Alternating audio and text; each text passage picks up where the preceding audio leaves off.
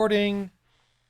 And this will be on the Storytelling Ron YouTube YouTube channel. channel, correct. Right. Plus, maybe you put it on your channel too. Um, so Pastor Brian. Great to be with you again, Ron. Yeah, missed you. I know. It's been a while since I've been able to regularly D&D with you guys. Yeah, yeah. My first advice to anyone watching this is don't ask a pastor to play D&D. Yeah, we do tend to be kind of busy at times. Yeah. But it's There. nice, as my wife would say, let her hair down and have some fun. And so I appreciate you opening up your august body to include me from time to time. Well, yeah, and then of course maybe once a month we'll do that one off thing or one shots. That's what. But so yeah, Pastor Chris contacted me out of the blue. He discerned that I was a Christian or something. I don't know, but he wanted me to DM his family or something, and I was like, what? Who's this dude? I don't, that's kind of weird. But then I just started thinking about, like, oh man, what if I got some pastors to play D&D, like, and especially people that never played D&D. But boy, was that hard to find pastors. Yeah. Especially it's funny. It's like I go to this big church, and I was not about to ask any of them to do it. I asked one, and he was like, "Is that a video game or what is that?" Like he didn't even have a clue. Yeah. And I was like, I'm not gonna walk around here. I can't see the pastor of your church being part of a D&D group, Well, we but got like 100 pastors walking around, yeah.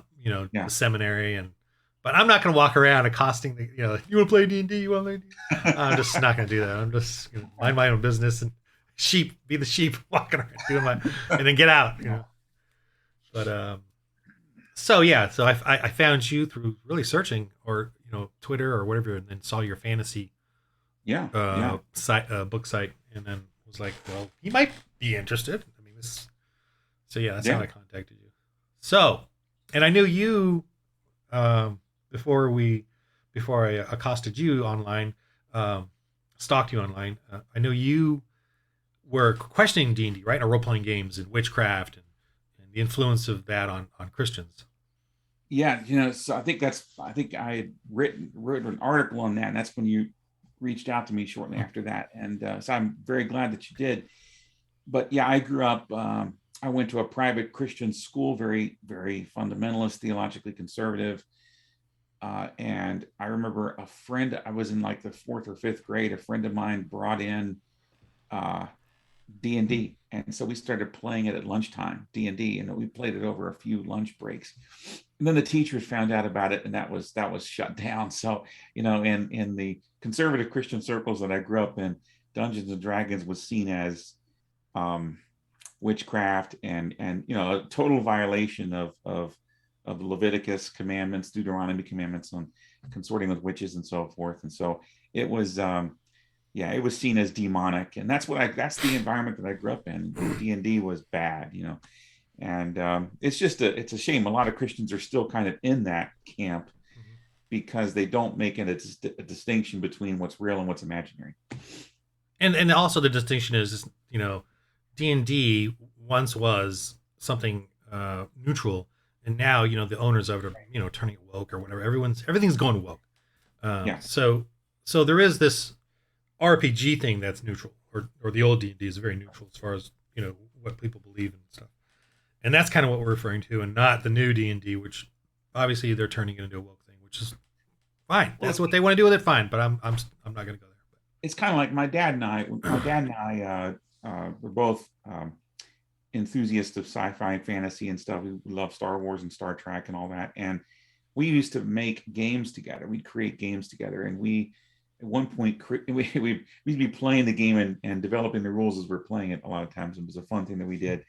And so at one point we had this war game going. Do you remember the old game Feudal by chance? Do you remember that? It's an old board game. Does that ring a bell? If I saw the cover, maybe yeah, I don't know. It I did a few, but I didn't go that far into board games Well, we or those kind of board games. cannibalized from Feudal, and we created our own game board and our own stuff, and Yeah. then we added in dragons, and then we added in a wizard to control the dragons and stuff. And Dad and I were both Bible believing Christians. He's passed away now; he's with the Lord. But you know, we didn't see anything at all sinful about that. It was just fun, I think a lot of times Christians feel like, and you can compromise your convictions when it comes to entertainment. Like, for example, I don't think Christians should consort with pornography and so forth, but that's where the intent of the entertainment medium in that case is to lead you into sin, but that is not the case with role-playing games.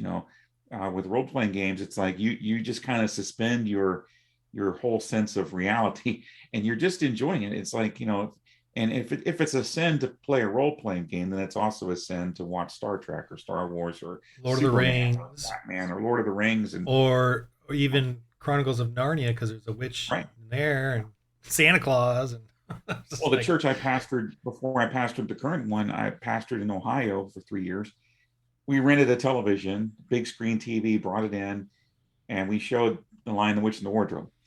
And the guy that dropped the TV off said, "I got to ask you a question. You're a church, and yet you're showing a movie about fantasy movie. What's with that? Aren't you Christians against Harry Potter and everything?" So it was very interesting. So we have a reputation out there as being oftentimes, if it's fun, we're liberal. Yeah, yeah, I know. Oh, yeah, the being yeah. Okay. Conservative Christians have a Right. reputation of being against anything that's fun, and if you, well, we are against anything that's fun. We really are. yeah, yeah. and yeah, I am probably seen as a liberal because I'm open to that. But I think when you made a distinction that's a very important. There are some D&D games I would not be a part of, and there's some. It all comes down really to the DM. For those of you that And the players, yeah.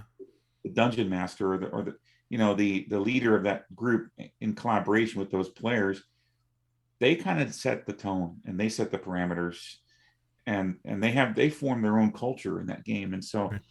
so there's, and in the group that you and I were in, or that you led and I was part of, it was all Christians, and so we all Had a hard time. Had a terrible time. yeah, it was so unfun, but we knew where we could play safely within the confines of what the Bible would consider appropriate, and then we knew we're not to step out of that. So, and we had a great time. So, Yeah, and the whole aspect of like mini gods and stuff, going there. yeah, It's just, I mean, it's just storytelling, and then we, I don't particularly care to do all that stuff, and I prefer making the gods part of the demonic, the field of demons that are trying to influence people anyway. And if there are good gods, I would consider them to be more like angels, or, or a message, in the world where someone hasn't gotten the word, or the word isn't there. So this is as far as me creating a fantasy element out of it. But I try to stay away from that mostly and just do more, on what's going on in the ground. and most of your viewers, I know, are very familiar with what you're talking about, but some of mine might be a little bit confused by what you're saying there. So for those that are uninitiated to Dungeons and Dragons, if you get into or any fantasy, really, if you get into the lore, then basically you're dealing with an alternate world, alternate universe, usually set in a fantasy medieval setting, but not always, because you're role playing. I understand a Star Wars game right now, so it's not always medieval, but it could be running a church role playing game. it could Totally make a role, RPG mechanics could be applied. Yeah, to easily. Yeah, and there's demons, no. Yeah, but if you in the traditional Dungeons and Dragons fantasy, yeah, the first one, so it's a realm, traditional. You're dealing with wizards and witches and gods, small g, and things like that. And so I do understand, and I think we need to be fair, that some Christians who may not have been exposed to that realm, that world, who understand what's going on, might be queasy about that, because the Bible does condemn witchcraft and sorcery and say that we should stay away from it. But like you, and we've talked about this before, I see a big difference between King Saul going to the Witch of Endor and me turning on the TV and watching a rerun of I Dream of Jeannie. Right. It's just not in the same ballpark at all, So when you are playing a fantasy game or watching a fantasy movie or a television program or whatever, and you know this is make believe, this is imagination, this is not real, this is just entertainment, then for me anyway, I'm able to just know that, detach, go into it. And in the same way that when I watch a war movie or when I watch Russell Crowe and Gladiator, this is not real. This is make believe, and that matters, So, but a lot of people aren't able to make those distinctions, and so I go to where Paul talks about the meat being offered to idols, and so I look at it like it comes down to your heart and not causing others to stumble. So if anyone is watching this and you're not at all comfortable with role playing in a Dungeons and Dragons type fantasy universe, then neither Ron nor I are saying that you must do that. I mean, obviously follow your conscience, but it does bother me when I see Christians and pastors and so forth kind of make a across the board declaration without taking into consideration all the facts. Yeah, we are. I know God gave us this desire and gift to be storytellers. We Yes. want to tell stories. Role playing is just one tool or medium to do that. You can do it by writing books. You can do it Yep. by having plays. You can do it by reenacting Bible stories. But we want to tell stories and tell stories that help each other in our growth with the Lord and in our growth with each other, fellowshipping. And role-playing games is exactly what can provide that medium. It's fun, it's silly. You can make it serious. You can make it grim. You can make it test your own morals. You can whether there's a fantasy or reality, as close to reality as you can get it. This is a passion point for me, and I'm sure it is for you too, that some people will hear what you just said and respond with, well, that's fine, tell stories, and they'll point to, why don't you watch the Hallmark Channel? And but they're telling stories. They're telling stories that we watch. That's what I'm saying. It's like some Christians will say it's okay if you tell stories in this genre, but not in this genre. Yeah. And now and it's still fantasy too. The Hallmark stories are still fantasy. Yeah, big time. It's fantasy. They're wearing modern clothes, but it's still fantasy. My wife enjoys the Hallmark Channel, and so I have to be a good husband and watch some of those movies with her. And she and I both agree this is definitely fantasy, but it's generally clean fantasy, and that's great. And there's a lot of Christian things out there. You can watch Pure Flicks and so forth, and there's a lot of clean stories out there. But I think all Christians need to recognize that not all tastes are the same, and some people are going to enjoy drama. Some people are going to enjoy comedy. Some people are going to enjoy, old black and white movies. I like Jimmy Stewart movies and stuff. Mr. Smith Goes to Washington is one of my favorite all-time movies.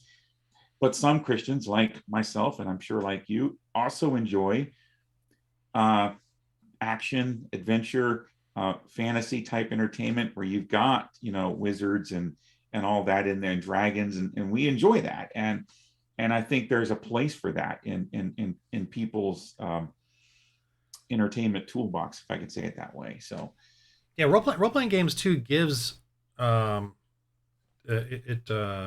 breaks down the power structure of Hollywood, so that now the families can create their own stories and have an incredibly entertaining time without Hollywood, or without.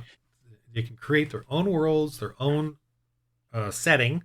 It can be a Christian setting easily. Any role playing game can be a Christian setting. The problem is that since Christians are staying away from it, we're not getting those settings. The woke and the pagans, or whatever, the secularists and the humanists are creating a bunch of role playing games. Whether it's science fiction, cyber, what's it called, cyber, whatever, the near future stuff.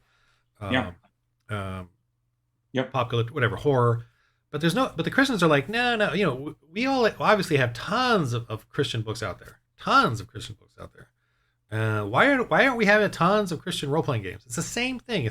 You're sitting there writing a story premise or element that then people can play. They can create their own little scenarios in that RPG game that you have created. And I'm kind of bummed that there's only like 2 out there, maybe, and neither are active, very active, Well, and it's just, yeah. I'm with you. I think, So I am working on my own, just so you know.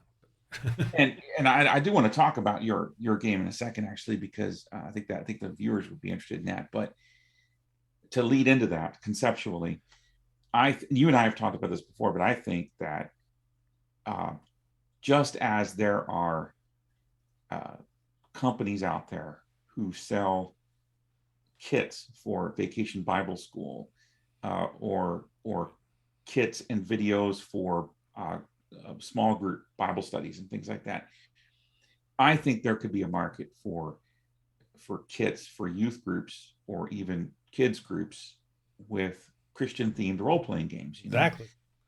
Where this could be this could really help churches grow. It could help churches. It could help parents connect with their children better and things like that.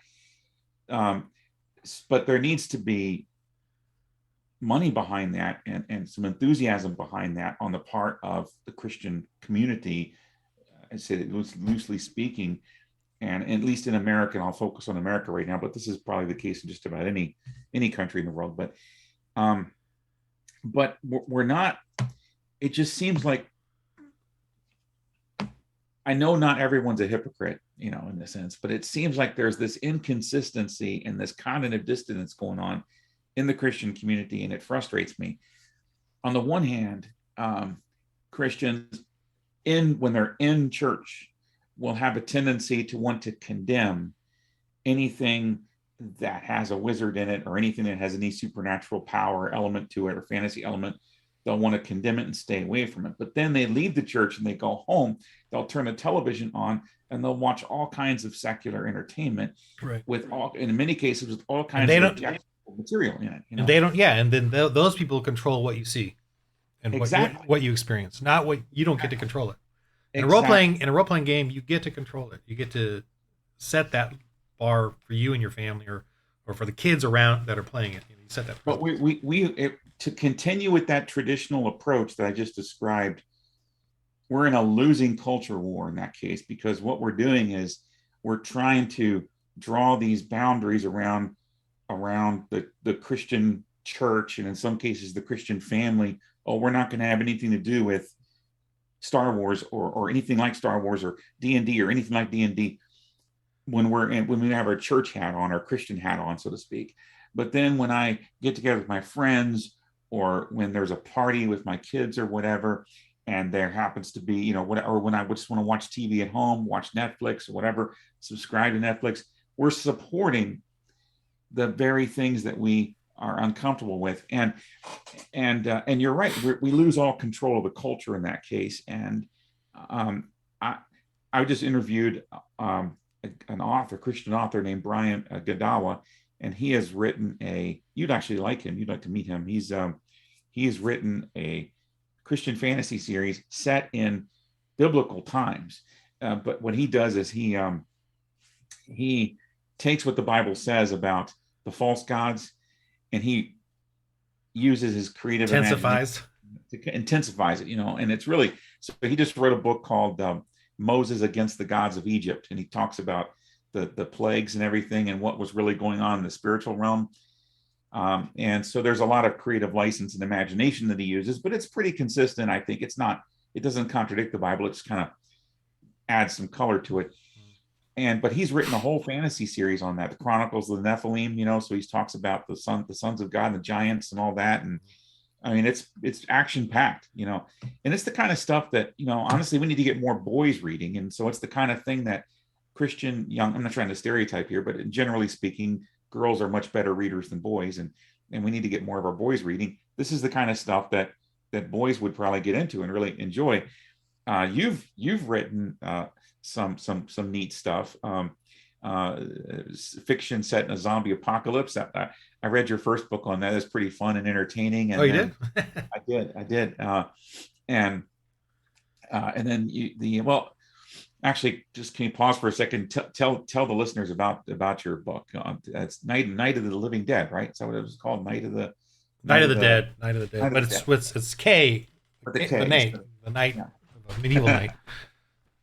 Okay, so it's based in here in Hollywood for some reason, and basically a guy with medieval armor, modern day, and there's a zombie apocalypse, and of course he has a family, and he realizes that the armor is the best way to fight these things, so he puts that on, and it's there's a lot going on there. I start Yeah. from chapter, sentence one, chapter one. I start the zombie apocalypse, and I just based it on around here and knowing what I know. And it's entertaining, and it's a great one of the coolest concepts that I have seen in a I need to post an Amazon review. Sorry about that. I'll do that. But it's one of the coolest concepts that I've seen Zombie apocalypse. for a zombie apocalypse. Yeah, because it's like, who thinks about that? Put modern day, but dressing Reenactor up, guy, not reenactor, but medieval combat. and you've Sport. done that. You've done the medieval combat stuff. Yeah, so I know what it's all. I know what it. So I'm trying to write it from almost a POV as far as the fighting and the goal. What I think would happen. And it's a believable that a person who can dress up in armor like that would be a formidable force in such a scenario. So it's very believable. I read it. I tried to write too that he was very, the exhaustion, the pain, the difficulty of it all as well. Swinging that sword around in that heavy armor, he's going to get pretty tired. So you've experienced that. Oh yeah. So yeah, I do love the series, but it's just I didn't get that many readers, and it's kind of it's the guy's very Christian in it. He's a very self-bloated Christian in it. So obviously in a very apocalyptic extreme feedback, so he's going to get even more Christian, like more crazy Christian. Which is you what also wrote a series for kids that because there's obviously the Night of the Dead is adult. It's mature. More adult. And it's pretty violent and stuff. 13 and above. I think a mature 13-year-old can read it, but maybe 16 or above. But you wrote a series for kids, and you sent me a book on that. I still got to read that. I'm sorry. I did give it to my youth pastor, and then our youth pastor quit. I don't think it's because of your book, but maybe. And he went. He saw you as sacrilegious or something. giving him that book. And so he went to Florida, but Florida. Now I know why he quit. Florida. No, so I did Alfred, the Boy Would Be King series, and that's a fantasy, very much like Harry Potter, Lord of the Rings. And I did want to do it as a replacement for them as far as Christian morality or ethics. And Alfred is not a believer, but it's going to go, because he just doesn't know, hasn't been experienced that. But anyway, it's in he's a modern day kid, like a Yankee in King Arthur's court. He goes to a fantasy world and ends up helping them. And you did another series that Dungeons, like just a traditional Dungeons and Dragons type series, short pulp little book, little novelettes that I just was writing.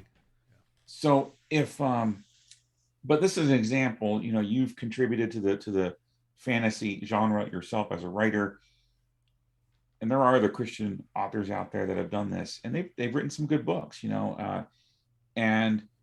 But like you, I'm kind of mystified and frustrated at why we haven't seen that transition to more popular media, especially for RPG. RPG is becoming a very popular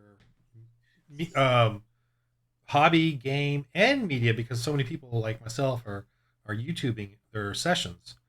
Many are doing it way better than I am, but I'm slowly just practicing and getting better, hopefully with the players and all that. And my goal, my goal in it was watching it back myself because I don't know if it's a narcissism, but I do enjoy listening to, like, I kind of podcast my series back at me while I'm doing things around the house. And I'm very amused and then having the chance to critique myself. But again, I want it to be like, I when I searched out people that role play on YouTube, I didn't, the material was a bit, like the swearing and the blasphemy just wasn't my thing, and some of the content wasn't my thing either. So yeah, I just wanted to create it for me or someone like me who just wants more of a fun, guffawing, crazy dad jokes, but PG-13 and family friendly in a sense. So. Well, and I'll speak to the group that I was a part of. I guess I'm still kind Oh of yeah, in the whole point of this interview was to ask your first impressions and experience. So let's so a few minutes into this interview, let's get to that. Finally, So, yeah. So your first impressions coming. Wow, I'm gonna edit out 40 minutes. Your first impressions here, playing D&D with this group, with all that we've just discussed. What happened there? so I have a like I said, my only experience with D&D up You until already said it. Go ahead. Yeah. I met you was elementary kid. Yeah, and then my daughter, who's also she's a loves fantasy and history and reading. She's very similar in taste. Kept talking about we should try it, da da da. And I was like, well, I don't know. Um, and to be honest with you, part of my reservation was I'm not sure the people in the church I serve as pastor are going to approve of it. If their pastors playing D&D, what's that gonna do? But after talking to you, I got comfortable and I was like, okay, so it really comes down to the universe that's created by the game master or dungeon master, as they call it, and the collaborative, arrangement of those players and stuff. And so when we, so my first impression was, it's a little bit of apprehension because more about what are people going to think than because I trust myself and I know where I am with the Lord and I know what lines that I shouldn't cross, kind of thing. But what are people going to think, kind of thing. That was my first fear, but you helped allay that. And then we got into it and I tricked you. You tricked me. Yes, you did. And so we got into it and it was, it was, I got to admit, I started to nerd out, I started to geek out. It's like, it's like, this is fun. It's like you helped, streamline the on ramp, so to speak, because I can see that there's a lot involved about developing and creating your character and then jumping into the world and stuff. So you helped streamline that. Well, my advice is when you have a new player, don't let them do it. You give them a character, give them a background, knowing based on their personality or what, and don't even explain the game. Just start playing, and then tell them when to roll and what to roll. Because if you try to explain the game, you zombie them out. If you try to start with the background and creating a character, you zombie them out. They don't know what to do. Well, this is just for first-time players, Then, Brian, if you ever played again, you like, oh, I'm going to make my own character and my own back, because then you will do it. But that first time, you don't want to do that with a player. No, and it was good advice, and I generally followed it. But I started to nerd out and geek out so much, and you were giving us just a little bit of information, understandably so, and but I'm like, I want more, And so I started to watch some videos on YouTube about creating characters and different, and then I'm like, it was overwhelming, So I'm like, okay, I see the wisdom of what Ron was doing. So I started to behave myself again, just follow what Ron says. But you knew me a little bit at that point, so you were like you're a cleric, and I'm like, okay, that sounds cool. And then we agreed that we talked about the false gods thing. That I was not going to worship a false god. I was going to worship the one true God. And so we didn't make it like overtly Christian, but we just sort of hinted at that and implied that. Well, even in paganism, there's this whole concept of there's a father out there somewhere. There's a father, Yeah. They're denying whatever, but there's always that weirdness in their heart that there is a father. Well, and I was in the Bible, but motivated. I was motivated by Paul's speech at Mars Hill because I was speech sermon. He's like, to the unknown God, and I was like, that's kind of what I was kind of going for. But I was able to play with a clear conscience. I mean, I enjoyed it immensely. One of the cool things about, well, I'd say there's two things about D&D that struck me that I really, again, this is if you're playing in a safe group, if you're playing in a group, and I don't use the word safe in a woke liberal sense. I use it in a Fellowship or discernment, well, discern, yeah. If you're discerning. if you're playing with a group of people that you trust, um, the camaraderie and friendships that you can develop, um, the teamwork that goes on, you're working together with other people. You're So not. as Pastor Brian is saying this, think about your youth group, people. Think about your youth group as Pastor Brian is saying. Go ahead, Yeah. continue. I'm like, I really saw this is a good team building exercise. I mean, it's like, how even companies will send employees to an escape room or something, for as a team building exercise, or they'll do an obstacle course or whatnot. And I'm like, this is a great team building exercise. I mean, you are having to work together, come up with ideas, discuss things, figure things out. It's also the story that we were playing was a mystery. You're kind of trying to figure out this curse, and why this curse has happened, and trying to get to the bottom of it. So you're in this investigative journey, encountering obstacles along the way. How do you deal with that? So I was sold on the team building and aspects of the game right away. And you build good friendships and relationships. All the guys that were in our group, wonderful guys, and enjoy getting to know all of them.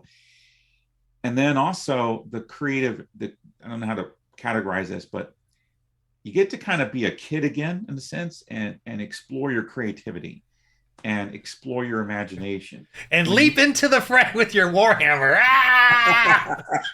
I was like, okay. Yeah, and that didn't go well. But I was it's like, a charging cleric. That's what you were. Just so you know, there was a particular battle, for those of you who don't know, that was I think twice. A couple times where it's like, oh, this, I don't want to stand in the background here. I want to leap in. And so, yeah, that did not go well for me. My teammates had to carry me back and resuscitate at one point. But it was fun just to kind of explore that. Whereas when you're playing games off the shelf or whatnot, there's not as much creative range to them, because like board games, you mean? Yeah, like a board game or whatever, or even a video game. They're getting a little bit better, especially with the RPG games. But you're just clicking and following the scripts, Yeah, you're following a script that someone else has written.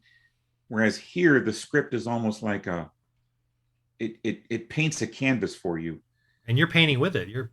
You're painting along with it. And so it's like a collaborative thing. It's a really good way to look at it. It's a collaborative thing between the player, the game master, the other players, and then the company that made the game in the first place. But they don't hold your hand through it. They don't tell you, go here, go there, do this, do that. Well, it's like, the newer stuff they're starting to. I agree with that. But the older stuff is they literally, it's like a map of different locations, and and there's an end boss. But how they all play it out, what they do in that is, good or bad, is up to us, the GM or the game master and the players. So now I've talked with another.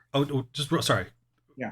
And also the main thing about the role-playing games is that the game master can create the world himself. He doesn't even need to buy the stories or anything. He can create his own field for the players to do in a D&D game or any other role-playing game. It's not like I have to use the gods and the witches and the wizards of that D&D. I can create, so I guess whatever.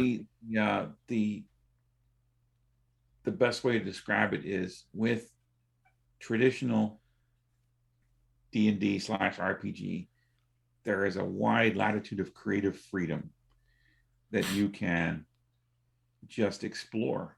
And it's not even wide, it's completely open. Yeah, complete open-ended, and that is very it's also, I guess, a third benefit. This kind of leads to that. I said the first benefit's the meeting the other people, camaraderie, the teamwork, and all that. Second benefit is the creative freedom and the ability to kind of be a child again, almost. But the third thing is it can be stress relief. It's actually it's good recreational enjoyment. Where it's like you're because as a pastor, I get consumed oftentimes with the burdens and needs of the people in my care as a pastor and what they're going through, and it can affect me. Plus, there's the day-to-day pressures of what's going on in the church, because when you're leading a church, you're basically leading a nonprofit business, and so there's those aspects to it as well. And and like any other human being, I have a family and bills to pay and mortgages and all that stuff. So it's nice to just kind of take a break from all that, jump into fantasy Go, land. and your ass And it's just, you can forget all that stuff and you really get transported. If you're committed and engaged, you get transported in your mind to this whole other world, and it's exciting, and it's fun, and it's can be, I say relaxing in a real world sense, but it can be pretty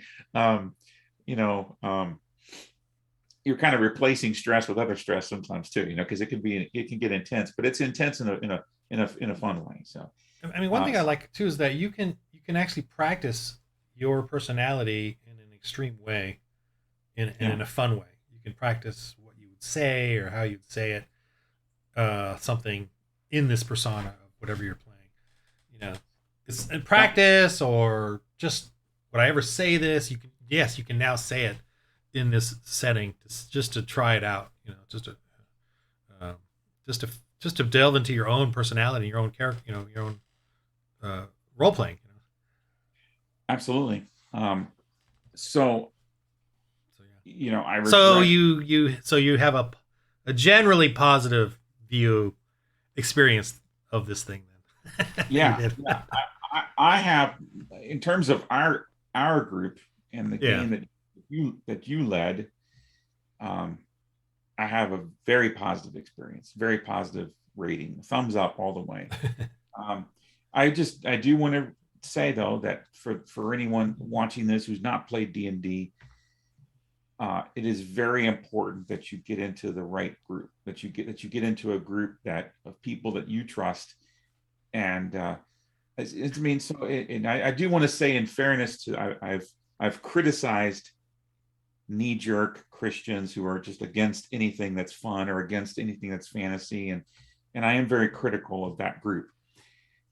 But as an important and honest concession to them, if you get into the wrong group, just as if you get into any wrong group of friends, they can lead you astray, and lead you away. No, they can't. They cannot lead you astray. You are going to lead yourself astray. Yeah. Well, you that's my view. There's an old saying that you are the sum total of the books that you read and the friends that you meet, kind of thing. So, well, just so you know, I do a medieval armored combat, and that is there's like barely any. I'm not even sure if there's a Christian in there, in that group of people that I'm with. I know there's Satanists. I know there was the hardcore pagans in there. All the woke people are in there, and I'm in there. So, but it doesn't affect me at all. And I can take it or leave it. I enjoy getting in armor and working out and fighting with these same people. And they all believe in the trans movement. They're all, on Facebook, they all argue for it and hate anyone against it. And I kind of don't really get into the arguments. I could, and I might, but I'm just waiting, just letting them eat themselves or figure that out. But again, I'm in this group and they don't affect me at all. They're not going, and they know who I am. They call, some of them call me the paladin, some of them, but I'm not, it doesn't faze me. I am not lured. I am not going to be, I'm not afraid. I'm not afraid, and I'm not going to hide. I'm not afraid of any of this stuff, so. Well, let me give an example that I think you can relate with. And when the Force was being introduced in Episode 4, which at the time was the first movie of the Star Wars universe, there's this scene where Ben Kenobi says, these aren't the droids you're looking for, to the stormtroopers, and they're like, these aren't the droids, and then he says, like, the Force can be I don't know, the force can be persuasive or whatever for the weak-minded. And so there is a distinction. Not everyone is as strong-minded as you are. Not everyone is as entrenched, belligerent, and stubborn as I am. Well, as confident in their convictions as you are. And in fact, I'm gonna make a bold statement here, and this is the danger. Jesus calls us sheep for a reason. People are sheep, and sheep follow a shepherd, and they tend to follow the strongest shepherd. And so it is important what voices we as sheep listen to. And in your case, you've got a strong connection with the chief shepherd. And so when you go and you play, do the hobbyist stuff that you do, either through D&D or the live action role playing or whatever, you're still tuned into the chief shepherd. But a lot of people are very easily influenced. That's why I'm not a pastor. Yeah, by their circle of friends or by their and so they can get led astray very easily. And there's plenty of examples in the Bible of people getting led astray. Well, I just read the King Asa, where he was one with the Lord in Chronicles, and that one always kind of got to me. He was like, I think it was Asa or something like that, before Jehoshaphat or whatever, and he was good with the Lord. And then at the very end of his life, he aligns with Syria to go defeat, do something, and then God's ticked off at him. I'm like, man, I'm like, what, like, so he kind of gets punished there, and he dies. He gets killed in that battle because even though he was good with the Lord his whole life as a king, at the very end he sought Syria's alliance to help him. And is that Josiah? No, well, Josiah. I think it's Asa or something like that. Well, anyway, there's a few examples of that. Just cracking me up. Josiah, godly king, then makes maybe it's Josiah at the end, gets in a battle that he shouldn't have gotten into, and gets an arrow to the chest. I think that was it. Yeah, Josiah. But there were some other kings too. I mean, that were like that. Several of them that well, let's just Solomon. I mean, King Solomon. I mean, no one had more wisdom than Solomon, and yet. Okay, so I guess I agree with you that some people can get swayed by other things out there. I think it's fair to say a lot of people can. But yeah, but so then my thing is, and I'm belligerent. I am not a pastor for a reason, or a teacher in the church. I do another role, but I look at him like, what is your problem? What is your get right with the Lord and stop your, don't do this, don't do that. It's like, you get right with the Lord and stop telling everyone else what they can and can't do. Because I mean, I understand that we can be led astray, but don't shut down the conversation, or don't judge. First, look at yourself. Why are you closing up, or why are you afraid of things? You need to be strong and be bold and have it be ready for the argument. But anyway, I hear you. I'm saying generalizations, but it's just what I think though. When Paul, I'm trying to pull up here. I don't want to waste your time here, but I know, but I'll know what you're talking about. Paul talks about the meat being offered to idols and everything. Yeah. And he does say, take care not to be a stumbling block. And for those who are weaker in the faith, okay, yeah. I can't put my foot out once in a while. Well, I mean, and the example is, a lot of Christians were very much against. This is so similar. It's really almost identical to the issues that we're dealing with now. But a lot of Christians in that day, first century, in the Greco-Roman world, were very much against purchasing meat from the meat market when that meat had been offered to idols. And they were like, we can't do that. To eat this meat would be consorting with idolatry, so we need to have nothing to do with it. And Paul said, look, that these are false gods, that these gods are nothing. And so if you just go and you're buying the meat just so you can feed your family, then you're not consorting with idolatry. You don't believe it, because you don't believe it. Now, if you believe in the false gods and you're going to eat that meat intentionally to support that, that's a problem. So that was his main teaching. But he does append that at the end and says, but be careful not to cause a younger brother to stumble, because they may not be strong in their faith. And they see you going to the meat market and buying this meat, and they might conclude, oh, they support idolatry. It's okay for me to support idolatry. So we do have to be careful about how our actions might influence others, because they can.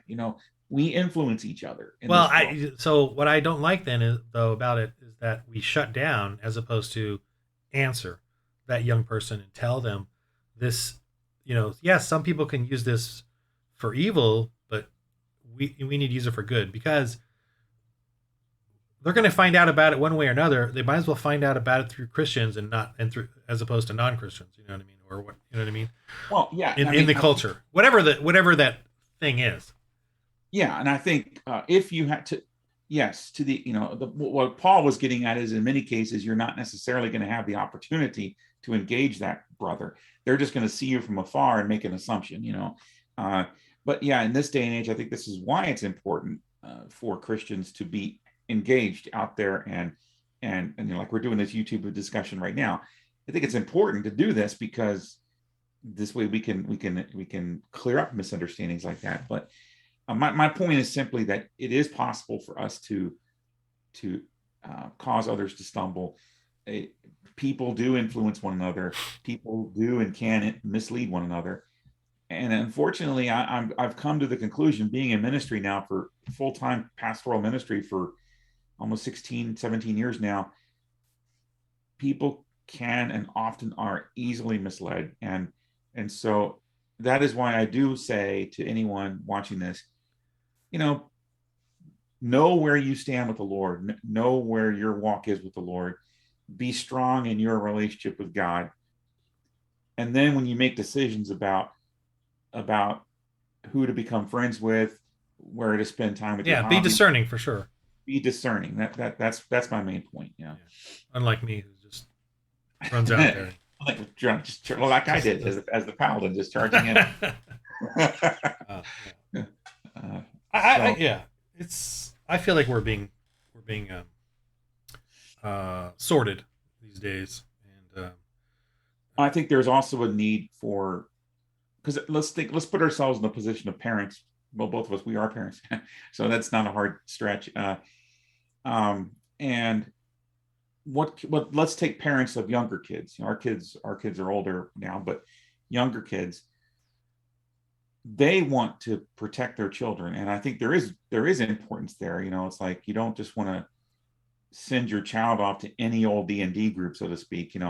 So you want to protect your kids. That's why I think it's very important that we create alternate and safe environments for Christian families. And you're doing that. Maybe if you don't mind, take a few minutes and talk about how you're doing that. You mentioned one already that you kind of blew past, but I want to go back to. That's playing a game as a family. You can play a D&D game at the dining room table with just your own family. So tell us a little bit about that, if you don't mind, and then also some of the other projects that you're working on how to create these alternate options for Christians. Yeah, well, it's kind of organic at this point. I'm trying to feel what I should be doing, and so a couple of the YouTube play things that I do are Christians, the Rime, the Frostmaiden, and then the Star Wars one. The other one is not Christian, so that was my first one. It's generally PG. It's PG-13, but some of them blaspheme on there, and I love these guys, and it is good to do that, just to have friends and not. And we even, me and the founder of this game, we said we didn't want to be political. We didn't want to push anything on each other. We just wanted to play D&D. So that group, we're playing Tomb of Annihilation, and Democrat activists, I think, pagan activists, I think, an agnostic, I think.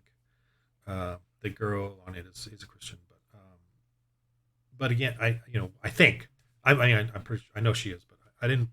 We all kind of joke around. We're all very light, so that's whatever. That's another aspect. But it's generally PG-13, but they do blast people once in a while. And I'm like, I just kind of Yeah. try to ignore it, but Yeah. it's mild. Um, but I'm trying to, or I'm just moving along and seeing what happens.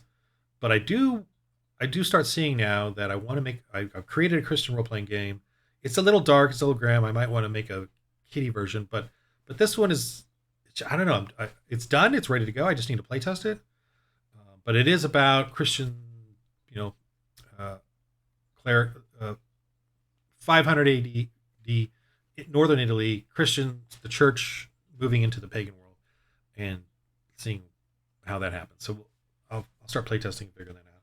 But yeah, I think maybe the next phase too is kind of making my website or figuring out something where a Christian role playing game group or a network or something where we can parents and whoever can find each other and play online or and teach people how to play online because we're kind of sparse right now. We're all dots here and there. I mean, I know there's a lot of Christian role playing gamers, but they just don't know where to go. I don't even know where to go to find them. I had to go to regular secular places to type away and find little bits of Christians. I have a couple suggestions, but I'll throw them out to you when we finish the recording part of this, and then we'll do, just so the viewers know, if you're game, we'll do another one. Yeah, we can do some follow-ups on this as we get closer. But I think there are ways to kind of help. Yeah, figure that out.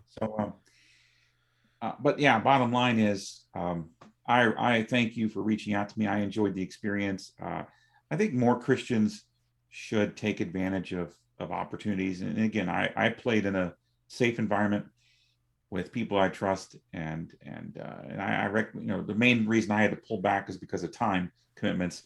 Being a pastor can be kind of busy. Don't ask a pastor to play D&D unless it's a one shot.